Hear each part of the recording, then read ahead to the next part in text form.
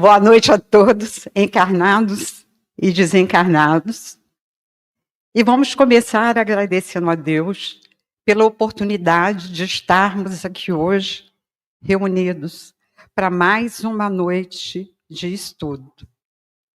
E todos que vêm à casa espírita, ou vão a uma religião católica, ou uma igreja evangélica, estão buscando algo. Estão buscando respostas para as suas dúvidas, para as suas questões. E com isso a gente vai aprendendo e escolhe qual religião que a gente quer seguir. E agradecer a Jesus também pela vida de todos nós, pela nossa vida, pela vida da nossa família, da nossa comunidade, enfim, pela vida de todas as pessoas que habitam o planeta Terra. E que Jesus nos proteja, nos ampare e nos direcione no estudo da noite. Eu resolvi falar hoje sobre a morte. A morte é um fato tão comum. Nascemos. Claro que um dia vamos morrer. Vamos partir para o outro lado. Não adianta gritar, não adianta nada. Porque a partir do momento que nós nascemos, nós morremos, né? Os seres vivos, em geral, as plantas, os animais e o homem, nós somos seres vivos. Nascemos, crescemos, nos desenvolvemos, envelhecemos e morremos. E muitas vezes não morremos na velhice, morremos antes, na infância, na primeira infância, na adolescência, na juventude. Se bem que o número de idosos está aumentando a cada dia. Por quê? Vamos ver para frente, né? Então, a morte é uma passagem da vida física para a vida espiritual. Mas será que todos que morrem desencarnam rapidamente? Nem sempre. Alguns desencarnes acontecem rapidamente, mas outros desencarnes leva-se horas, dias, meses, anos, séculos para desprender o espírito daquele corpo físico que já não é mais nada, que já está em decomposição. Tem em uma obra de André Luiz que fala de algumas desencarnações. Fala da irmã Adelaide, que era diretora de um convento, e ela estava muito doente, para morrer a qualquer momento. Mas ela recebia muita oração. As outras irmãs não queriam que ela morresse. A irmã Adelaide vai fazer muita falta para nós. E oravam, oravam, oravam. Né? Aí a espiritualidade queria fazer o desenlace da irmã Adelaide, mas não podia, porque estava o povo todo ali à volta. Aí o que eles fizeram? Deram uma melhora para ela. Nessa melhora, o povo relaxou. E que o povo relaxando, os espíritos especialistas na desencarnação fizeram o desligamento. E ela participou do seu desligamento. Ela era um espírito muito bom, trabalhou muito no bem, e ela participou do seu desenlace. Enquanto outros ficam tempos e tempos para serem desligados. Eu hoje estava lendo um caso que a moça estava sempre no cemitério e encontrava um outro rapaz no cemitério. mas ela não conhecia aquele rapaz. Aí ela achava estranho que toda vez que ela ia no cemitério, ela encontrava aquela mesma pessoa. Ela achou que já não era mais coincidência. Até que um certo dia, um espírito benfeitor apareceu para ela e contou para ela que ela não tinha mais o corpo físico, que ela já havia morrido, mas não conseguiram fazer o desligamento do espírito dela. Ela ficou presa no cemitério e ela havia se suicidado. E o marido dela, muito preocupado, muito triste, passado um tempo ele infartou e também estava preso no cemitério. Ela se suicidou de tanto ciúme que ela tinha dele, mas ciúme sem razão. Então, haviam se passado 20 anos. E ela foi na antiga casa que ela morava e encontrou com as tias, com várias pessoas, todos já desencarnados. E ela não conseguiu perceber isso. Então, de que depende a desencarnação tranquila? Depende da vida que nós levamos aqui. Se nós trabalhamos no bem, procuramos cultivar as virtudes em nós, procuramos repelir os sentimentos ruins, negativos, nós estamos evoluindo. Mas nós precisamos evoluir muito mais, porque senão nós não estaríamos aqui no planeta Terra. Estaríamos num planeta bem mais adiantado. Todos que estão aqui é porque precisam ainda aprender as lições. Hoje eu ouvi o Haroldo Dutra falando que espírito puro nenhum está encarnado na Terra.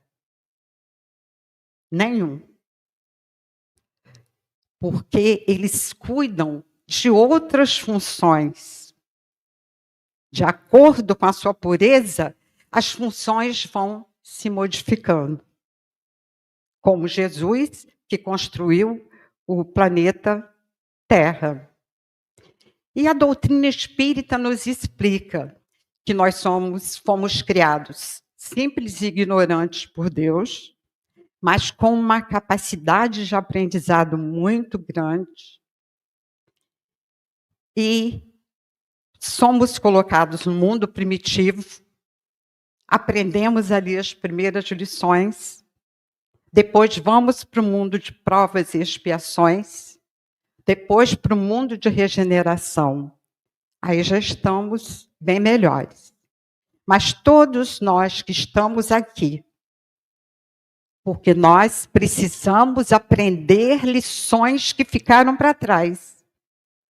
Uns precisam aprender mais, outros menos, mas todos, sem distinção, estão aqui para aprender a lição.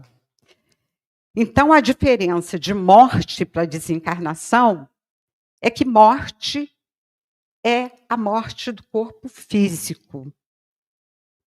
E ouvimos também que o Espiritismo matou a morte, porque morre o corpo físico, mas a alma é imortal.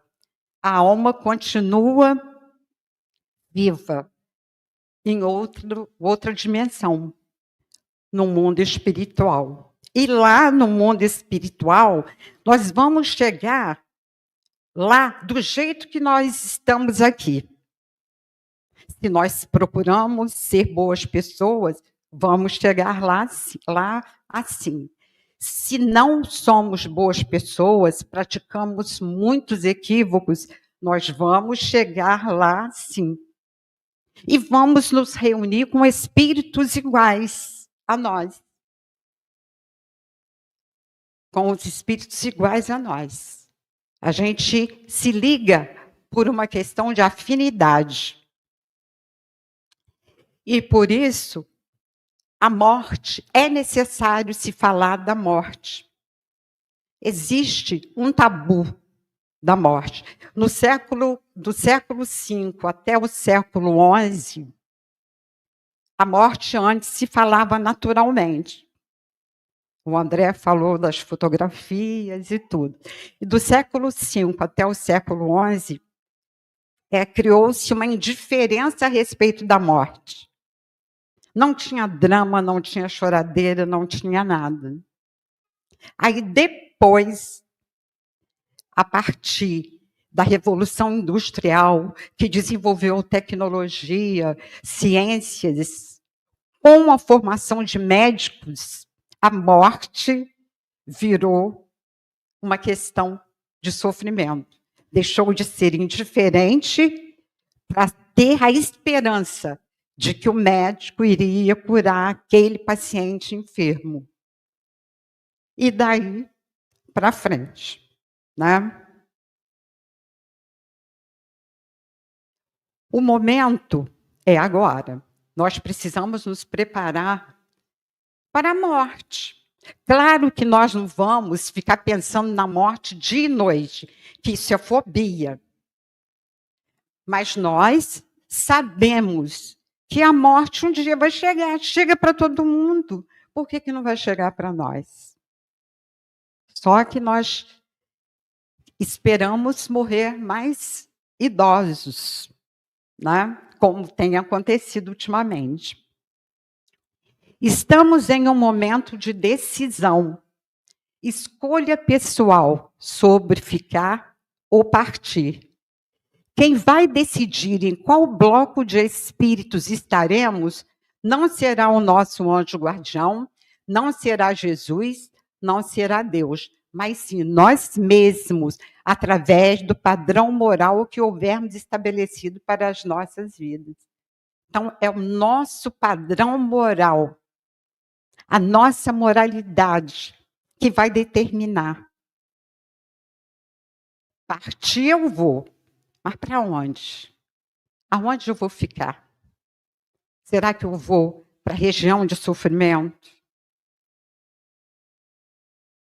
Se a gente for pensar em região de sofrimento, o planeta Terra já está uma região de sofrimento. É um umbral. As coisas que a gente ouve, que a gente tem visto acontecer, praticamente é um umbral dos vivos, dos encarnados. Então, depende do nosso padrão moral. Qual o destino, o caminho que melhor está de acordo conosco. Os pensamentos, palavras e atitudes que determinam o nosso comportamento no dia a dia definirão no perispírito um peso atômico, resultante da quantidade de tesouros acumulados. Olha, determina o nosso comportamento no dia a dia. Não está falando comportamento para frente. Um dia de cada vez. Hoje, será que nós fizemos algo de bom? Será que nós demos atenção a uma determinada pessoa que estava necessitada? Será que nós sorrimos para alguém? Será que nós alimentamos uma pessoa com fome? Matamos a sede de alguém que estava com sede? Os nossos pensamentos, palavras e atitudes determinam o nosso comportamento no dia a dia. E vai definir esse peso atômico do espírito. A balança pende mais para um lado ou pende para o outro? O que nós estamos levando? Como essa balança está ficando?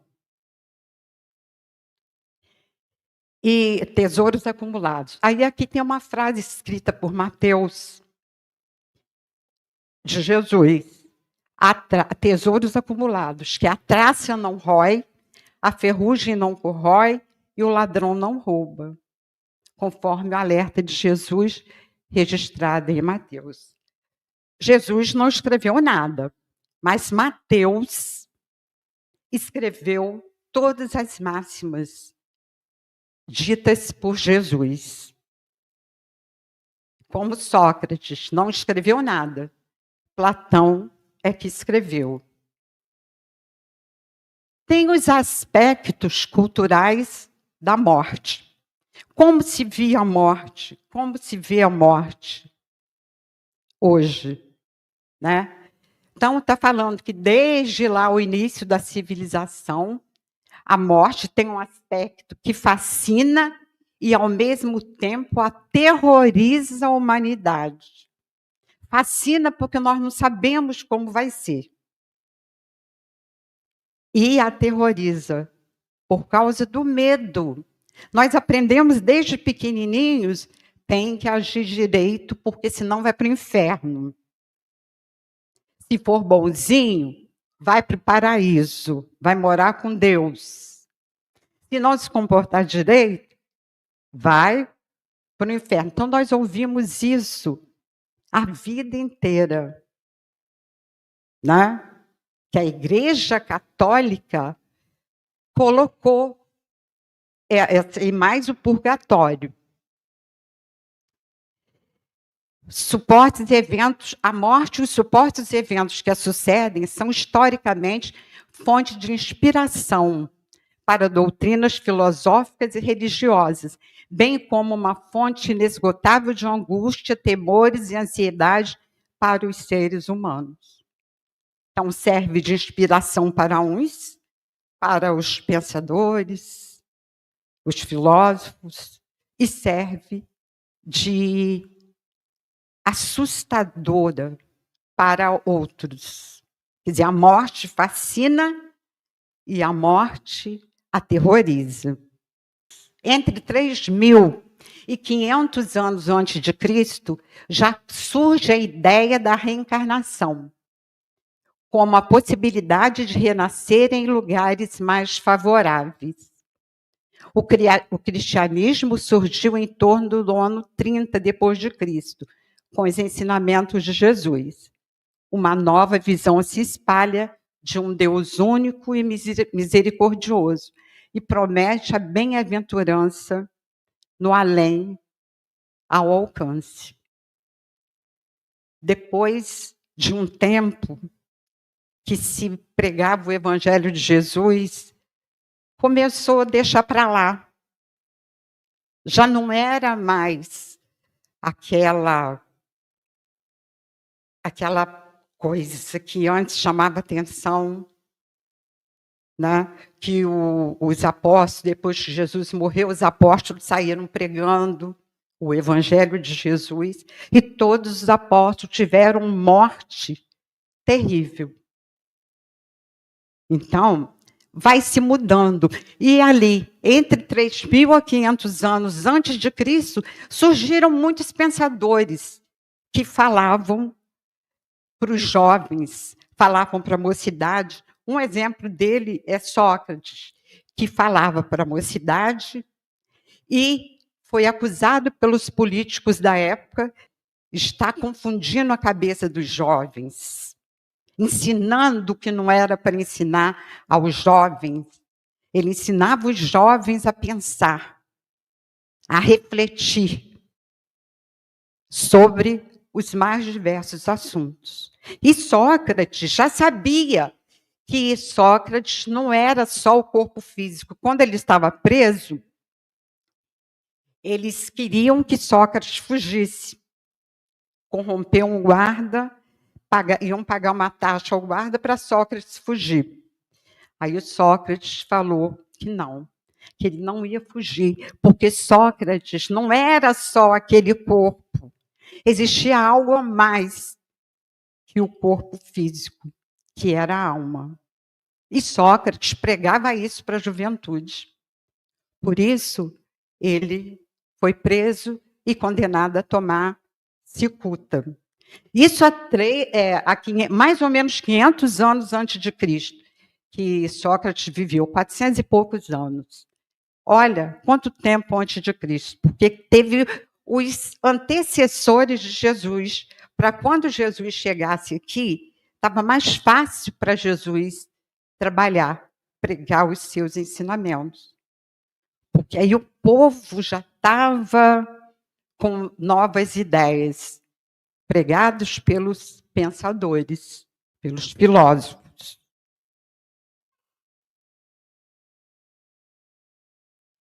A morte passa a ser representada nas descrições literárias, nas pinturas, como uma figura desfigurada. O que a gente lembra de morte?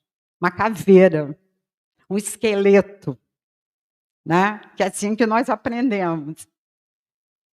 E como uma figura desfigurada, pesada, de horror, com o significado de deterioração, sendo muito frequentemente representada por um esqueleto segurando uma foice, ainda por cima.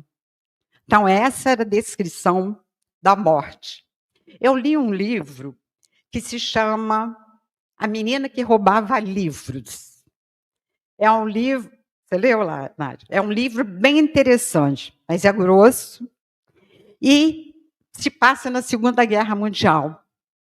E tinha uma menina que ela só tinha acesso à leitura do pai adotivo, que lia, tinha alguns livros e lia para ela. Depois ela descobriu uma casa que tinha uma biblioteca grande, ela ia entregar roupa que a mãe adotiva lavava, até que ela entrou na casa e ficava lá sentada lendo. Mas a vida dessa menina foi envolvida pela morte desde muito cedo. Morreu a mãe, morreu o irmão pequeno, morreu os pais adotivos, os amigos. Tem também um filme, morreram os amigos dela. Então, ela teve muito contato com a morte, com a guerra, que eram mortes atrás de mortes, explosões, bombas. É um livro bem interessante. Vale a pena ler, só que é bem grosso. Então, a ideia que nós fazemos da morte é essa. Mas a doutrina espírita veio dizer para nós que não é nada disso, que a morte é um desligamento da nossa alma, do nosso corpo. O nosso corpo vai ser sepultado ou vai ser cremado. E a nossa alma vai ser desligada e vai continuar vivendo em outro lugar. Aí começou a medicalização da morte. As pessoas, foi surgindo a medicina, surgiram os médicos, de uma maneira ainda mais rudimentar, né? Mas os médicos começaram a curar os problemas. Aí a ideia da morte mudou. O povo achava que o médico tinha que curar, tinha que salvar aquela pessoa.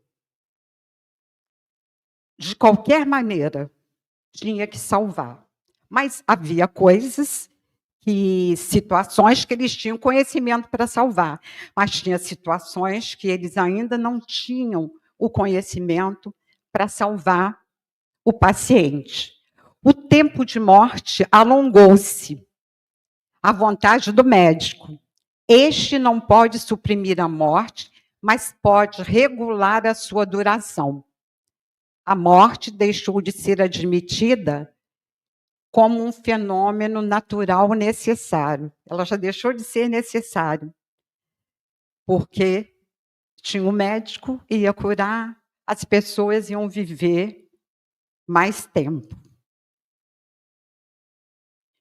Olha como muda de épocas para épocas. Se não houvesse essa mudança, espíritos inteligentes aqui na Terra, nós ainda estaríamos lá no tempo das cavernas, matando o animal. A gente ainda mata o animal para se alimentar, né?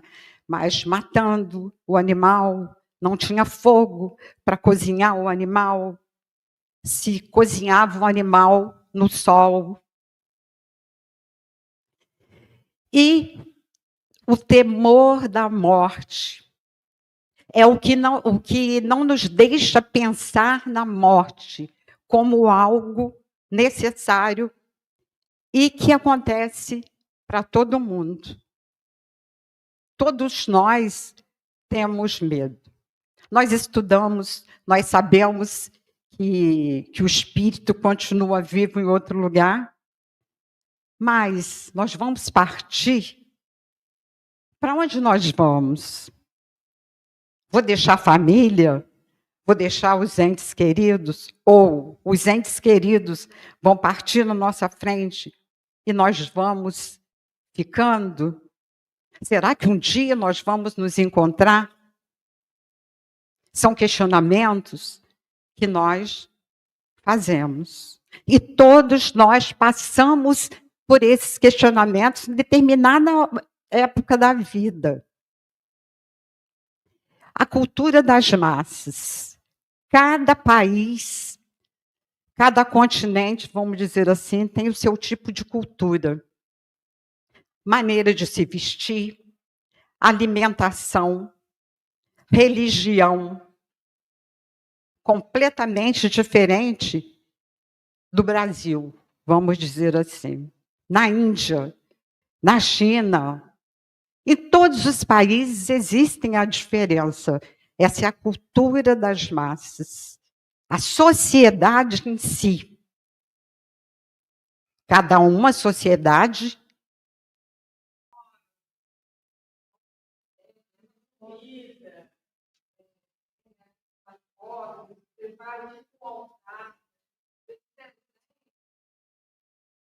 tá. Então, cada país, cada lugar tem um tipo de vida diferente de nós e do resto do mundo. Seguem outros padrões, outros hábitos, outros costumes. Descrença na vida futura. Quem não conhece, não sabe da vida futura, que a vida não acaba aqui, que a vida continua no pós-morte, não precisa ter medo. E a doutrina espírita veio nos mostrar que o futuro existe, que a nossa alma é imortal, que ela vai continuar viva em outro lugar.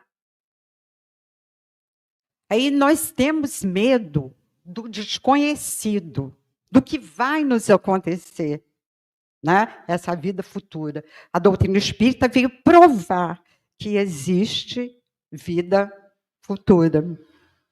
Não precisamos ter medo do desconhecido, que nós vamos nos reunir com espíritos iguais a nós.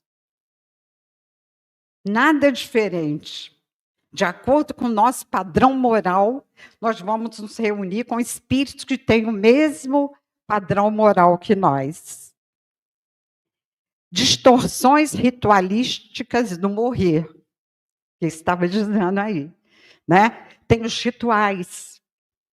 Cada grupo tem determinados rituais para a morte e para a vida também, né?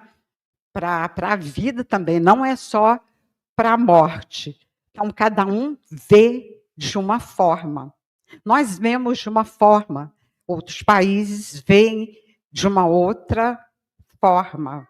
É só a gente pesquisar que a gente vai encontrar essas diferenças. A cadaverização do ser. Ai, quando morrer, eu vou virar uma caveira com uma foice na mão. Vou cortando todas as cabeças que encontrar pelo caminho. Tem uma história que é dos livrinhos de história de Chico Xavier, que a menina estava na mata procurando erva para fazer chá para a mãe que estava doente. Aí veio um homem montado a cavalo, todo com uma armadura. Aí ele se identificou para ela que ele era a morte. Ela falou assim, mas o senhor veio me buscar? Ele havia ido buscar a menina. Ah, não me leva agora não, senhor morte, porque a minha mãe está tão doente, não tem ninguém para cuidar dela. Só eu vim aqui na mata pegar remédio, ervas, para fazer chá para minha mãe melhorar. Aí a morte ficou tão comovida que deixou para buscar a menina depois, numa outra ocasião. Aí falou com ela que ela podia ir para casa, que ela não seria levada naquele momento. É interessante, né? Até a morte teve dó da menina, porque ela que cuidava da mãe. É uma história, né? E o instinto de conservação. Nós temos medo da morte, porque a morte é a destruição do nosso corpo físico. E nós temos o instinto de conservação. Por que nós não colocamos a mão no fogo? Porque vai doer, vai queimar, não é? Então, acontece essas coisas que acontecem no dia a dia, que nos trava, não nos deixa adiante pelo instinto de conservação. E a morte é a mesma coisa. A gente quer conservar o nosso corpo físico. Mas nós não estamos aqui para ter o corpo físico indefinidamente. Já teve época lá do passado que se vivia, pelo menos na Bíblia diz, né, que vivia 100 e poucos anos. Depois, as pessoas começaram a morrer mais jovens. E agora as pessoas... Tem muita gente com 90 anos, mais de 90, vivendo, né? Então, nós devemos aproveitar o tempo que nos está sendo oferecido. Então, o temor da morte é sério, gera aquele medo. Toda morte é um parto, um renascimento. É a manifestação de uma vida até aí latente em nós. Vida invisível na Terra que vai reunir-se à vida invisível do espaço. Então, toda morte é um parto, é um renascimento. Nós nascemos, nós morremos, tornamos a nascer com uma roupa diferente, usamos uma roupa diferente, podemos morar em lugares diferentes, nem sempre nós vamos reencarnar no Brasil, que nós precisamos ter experiências em outros mundos, de culturas diferentes da nossa.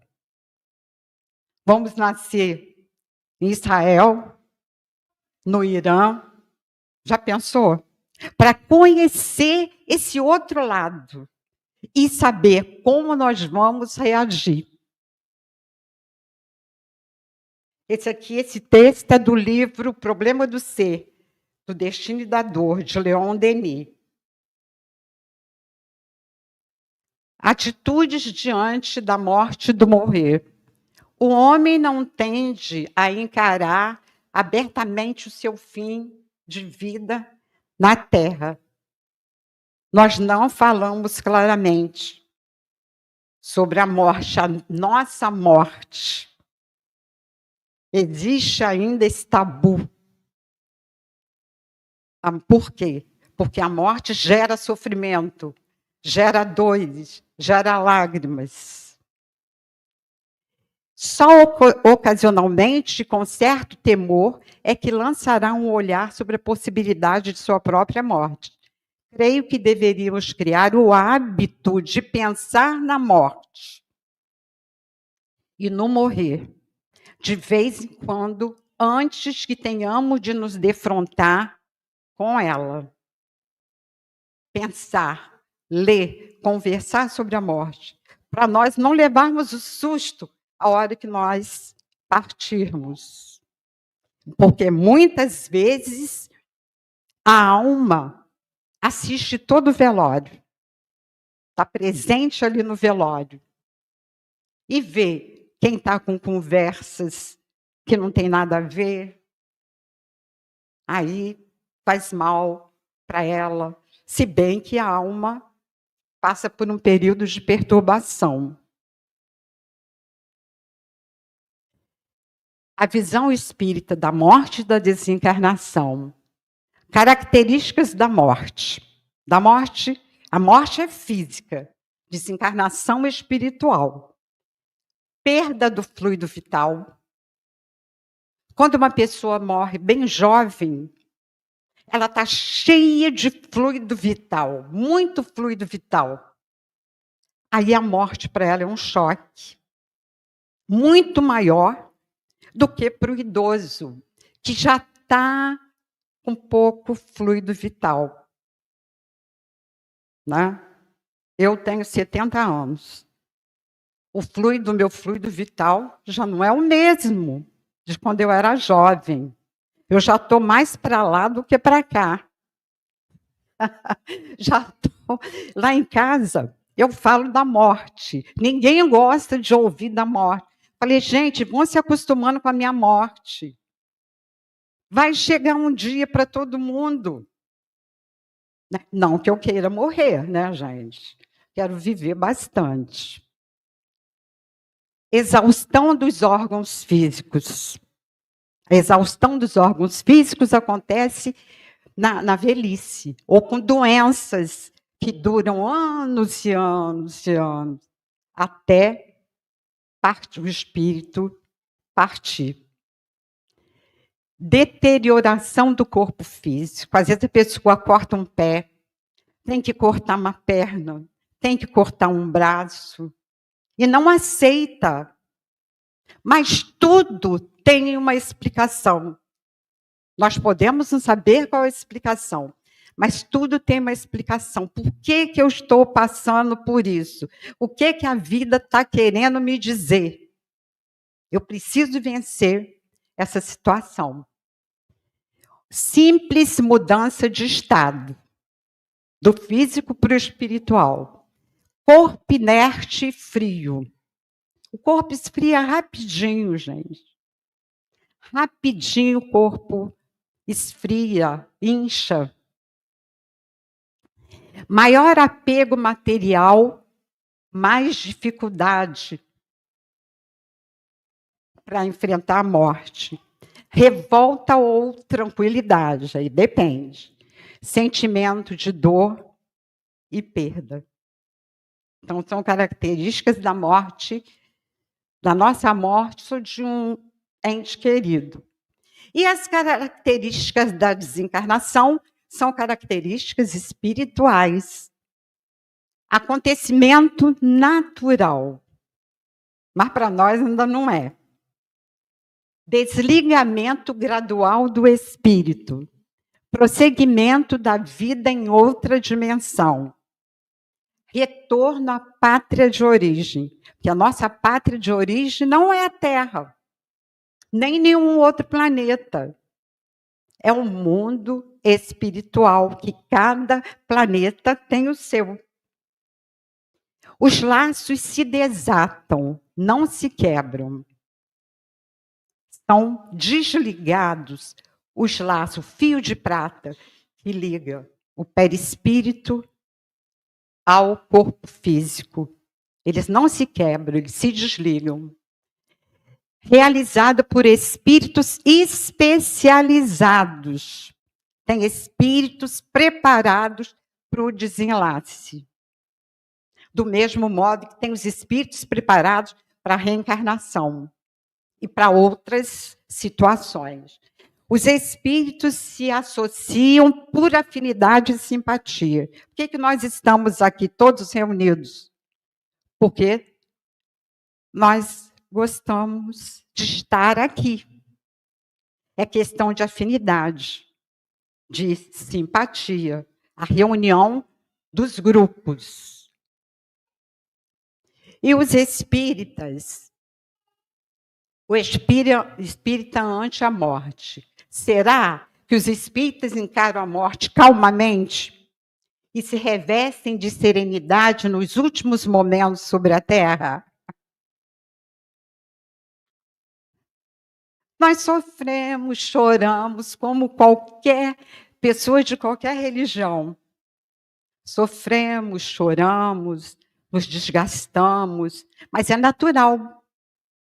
É natural essa dor, esse sofrimento. Não é natural ninguém chorar, ninguém se importar com quem está partindo, né? Já não é só a esperança, mas a certeza que os conforta. Sabem que a vida futura é a continuação da vida terrena. Por nós sabermos essas coisas, fica mais fácil. A gente não quer morrer. Podemos até ficar revoltados, mas vai ser mais fácil de compreender.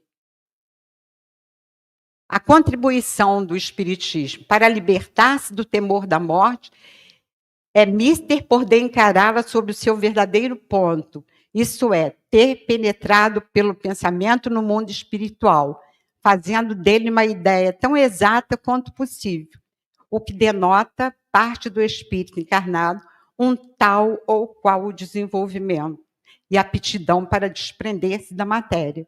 No espírito atrasado, a vida material prevalece sobre a vida espiritual. A vida material nos prejudica, nos atrapalha, nos prende. Nós morremos e ficamos preocupados com a herança, se tem herança. Esse poema é interessante.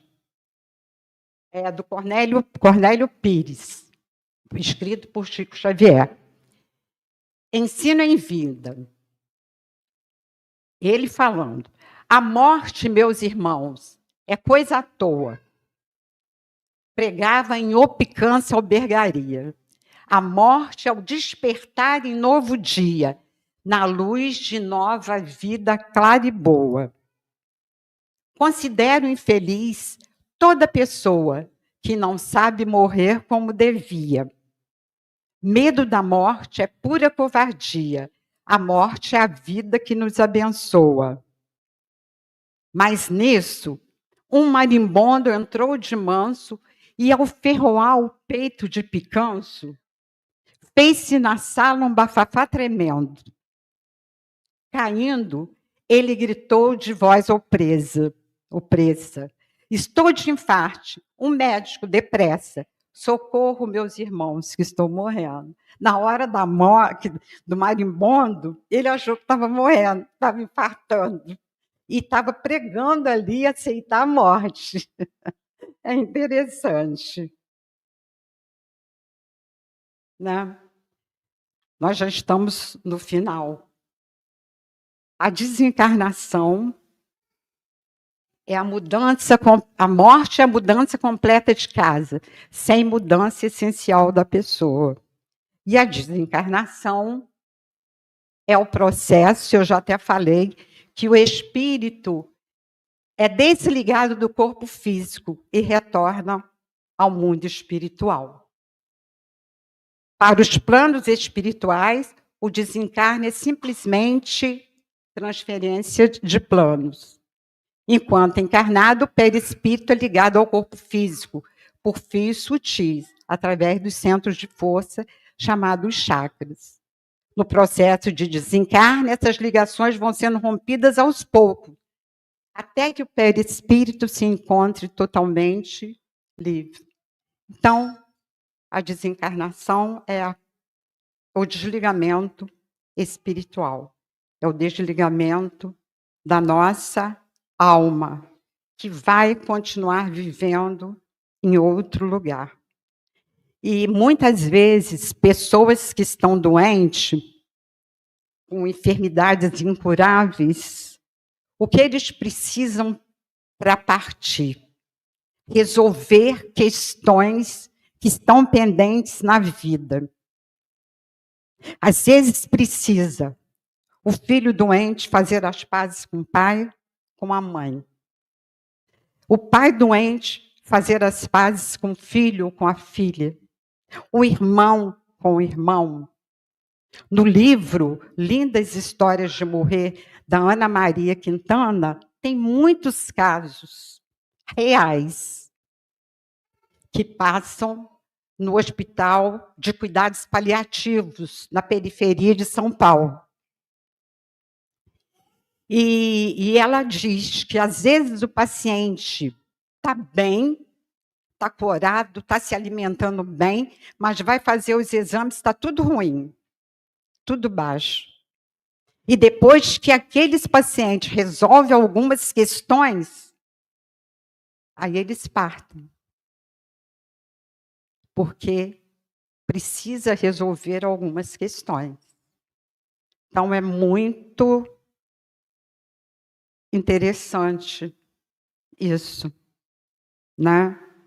Quantos filhos que não se dão com os pais, ou o contrário, no final da vida, acaba se dando certo.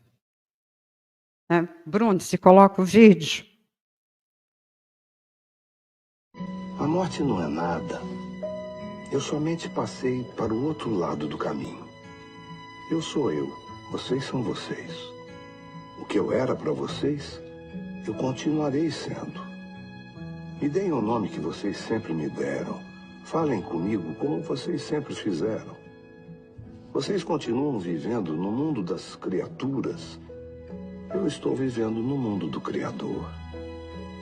Não utilizem um tom solene ou triste. Continuem a rir daquilo que nos fazia rir juntos. A vida significa tudo que ela sempre significou. O fio não foi cortado. Eu não estou longe. Apenas estou do outro lado do caminho. Você que aí ficou, siga em frente. A vida continua, linda e bela, como sempre foi. Falar sobre a morte é amplo demais. A gente tem que escolher um pouco de cada vez. Porque tem muita coisa para falar sobre a morte, sobre a desencarnação. Né? As mortes prematuras, as mortes em idade avançada, as mortes coletivas, as tragédias, os tsunamis, os flagelos que acontecem. Então, tem muita coisa para se falar. Como é o mundo espiritual para quem desencarna? Tem aula? Não tem aula? Tem aula. Tem aula, reúne os espíritos e tem os mentores que dão aula sobre um tema para que aqueles espíritos aprendam. Então, eu peguei uma parte e falamos sobre ela, né? Outra parte fica para uma próxima vez. Eu gosto de falar da morte, sabia? Da morte, da desencarnação. Eu gosto de histórias que falam da morte. Esse livro da Ana Maria Quintana é real. Ele é triste, mas ele é lindo. Né? A pessoa morre com dignidade. Eu agradeço a atenção de todos, a paciência, e até uma próxima vez.